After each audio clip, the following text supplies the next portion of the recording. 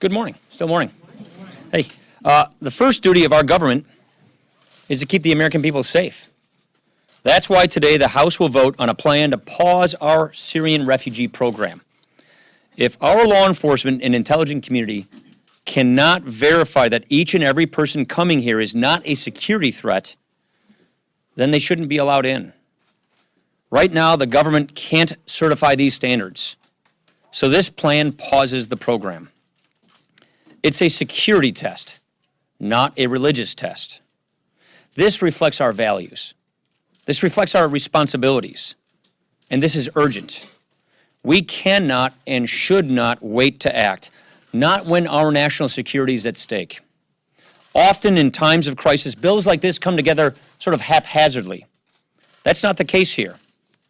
The Homeland Security Committee has been looking at this issue all year long. It held hearings. It issued recommendations to deal with the very refugee problem we're talking about today. Right after the attacks, the Majority Leader put together a task force of relevant committee chairs to draw upon this work. We had an Intelligence Committee briefing of our members. We reached out to our Democratic colleagues. We didn't think of party labels when we mourned for France. We should do the same thing when protecting our country. This is an important first step. But we need to do more, not just about the refugees, but in the fight against ISIS. The defense bill that we sent the president this week requires him to present a plan to defeat ISIS. In the meantime, our task force will continue the work on these grave challenges. This week, we also made significant progress in our efforts to return to regular order. 2 formal committee conferences have met. You know, I'm amazed at this. I kind of looked at the record, and I've been a chair of conferences, I've been on conference committees, but many of our members have never even experienced a conference committee because we've not had regular order around here for a long time. So this week we have 2 conference committees meeting, the Highway Conference and Education Conference. There were 6 executive sessions for our members to provide input on our appropriation bills. And House Republicans approved the first in a series of reforms to create a more open and inclusive process. All of this is about getting results for our country. It's easy to have an issue to talk about or a political football to toss around. The challenges we face and the people we serve demand more. With that, I'd be happy to take your questions. Democrats have been pushing a bill for years that would deny suspected terrorists on the government's no-fly list from being able to purchase a gun. It's something that was originally proposed by the Bush administration. You've said it's better to be safe than sorry. Is this something that you'd support? This is the beginning of all this process. The task force is taking all suggestions from Democrats and Republicans. So as I mentioned, we are just beginning this process of reassessing all of our security stances so that we can make sure that we're keeping the American people safe. So the task force is in the process of going through regular order, through the committee process, of taking all suggestions by members of Congress and the public about how to keep our country safe. To pass this bill in 2 days, how quickly would you consider something? Let me explain like why we passed this bill in 2 days, why we're passing this bill in 2 days. I want to read you a quote. First from Jay Johnson, Secretary of Homeland Security. It is true that we are not going to know a whole lot about the Syrians that come forth in this process. We know that organizations like ISIL might like to exploit this program. The bad news is that there is no risk-free process. How about FBI Director James Comey, under oath, testifying before Congress? There is risk associated with bringing anybody in from the outside, but especially from a conflict zone like Syria. My concern there is that there are certain gaps I don't want to talk about publicly in the data available to us. Our own law enforcement experts are telling us they don't have confidence that they can detect or block, with the current standards in place, that ISIL or ISIS is not trying to infiltrate the refugee population. This is an urgent matter, and that is why we're dealing with this urgently. There are many other issues that we need to consider, and we will do so under regular order. Mr. Speaker, have you spoken recently to Senate Leader Mitch McConnell about the Syrian bill, and has he given any assurances that he can get this bill through his chamber and overcome? I've spoken with Mitch McConnell about this. We anticipate a bipartisan vote today. I'm not going to speak for the Senate what they will or will not do, but he's very familiar with what we're doing. Go ahead. The current refugee process takes about 1.5 to 2 years, supposedly, according to the administration. How much more time is this going to add, and does it really matter? I don't think time is the issue, it's quality that's the issue. The issue, as our briefers tell us, is this is different because we don't really have a Syria to talk to. We don't have data on the other end to verify the veracity of a refugee's claims coming here. When we know that ISIL is already telling us that they are trying to infiltrate the refugee population, when we have indications that some of the Paris bombers, one at least, may have come through the refugee routes, don't you think that common sense dictates that we should take a pause and get this right? Our first priority here is the safety of the American people. And we do not have to pick among our values. We're a compassionate nation. These refugee laws are important laws. We're not talking about having a religious test. We're talking about a security test. And given the fact that we know that ISIS is trying to come and attack us and other Western nations, it just is common sense that we pause, reevaluate, and make sure that we have the proper standards in place to make sure something like what happened in Paris doesn't happen here.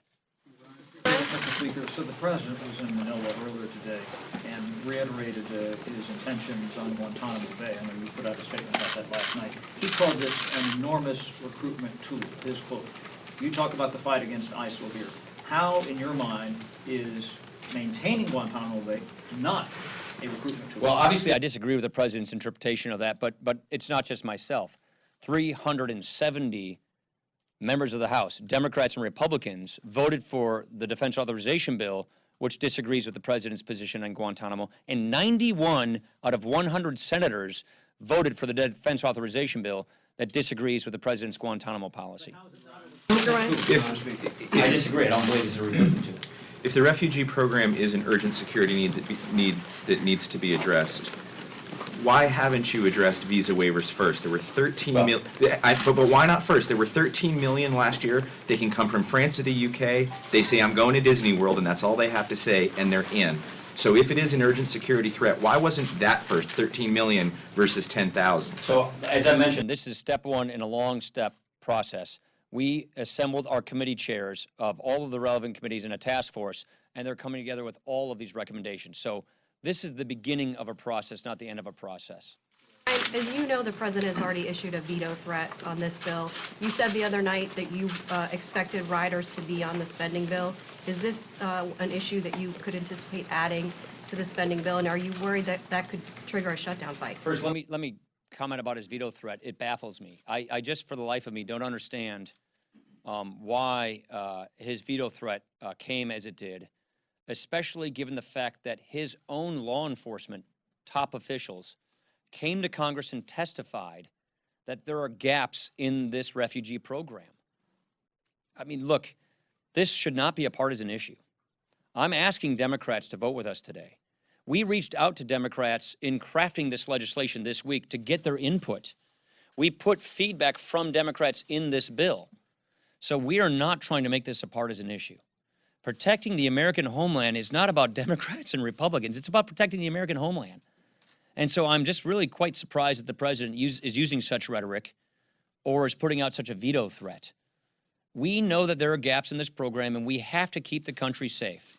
And that is why this pause is necessary. And that is why we want to make sure that our law enforcement puts in place the standards that are necessary to guarantee that we do not have ISIS infiltration into our refugee population so that we can keep this country safe. Like that.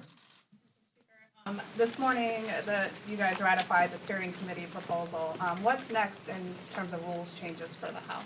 So what we did this morning was to keep a commitment to have the steering committee reforms completed by Thanksgiving. That commitment is now a completed commitment. What we want to do now is look at the rest of our rules package in a more deliberate fashion through our policy committee system so that come next session of Congress, if we believe that there are changes that are required and necessary to make it a more open and complete process, then we'll consider those at that time. Yesterday, on Tuesday, Minority Whip lawyer said that you would know clearly in your own mind what a poison pill rider would be. I'm wondering if you have any thoughts about, how you convince other members of your party that these poison pills really could create a shutdown. Where do you go from there? Look, I've been around here a while. We always have riders in appropriation bills. We always have riders in omnibus appropriations. I'm looking forward to next year, quite frankly, where we have an actual appropriation process where we consider the bills separately. It's been a long time since we've done that. This is something that I'm inheriting from from the prior speaker. We will have riders. Everybody knows that. We always have. And I'm just not going to prejudge the outcome of those negotiations at this time. I'll give you one more. This week, 9/11 first responders were on Capitol Hill in favor of reauthorizing the Drug Act. Do you favor a permanent reauthorization of that legislation? I favor reauthorizing the program. I've asked, again, as you know, I'm more of a regular order guy, so I've asked our committees of jurisdiction to work with Congressman Peter King to come up with a solution to this program so that by the end of the year, we have reauthorized the program. I'm not going to get into the details because that's something that the committees of jurisdiction have to get into. I think we should get this done by the end of the year. Yeah, they run out of healthcare money by February. Thank you.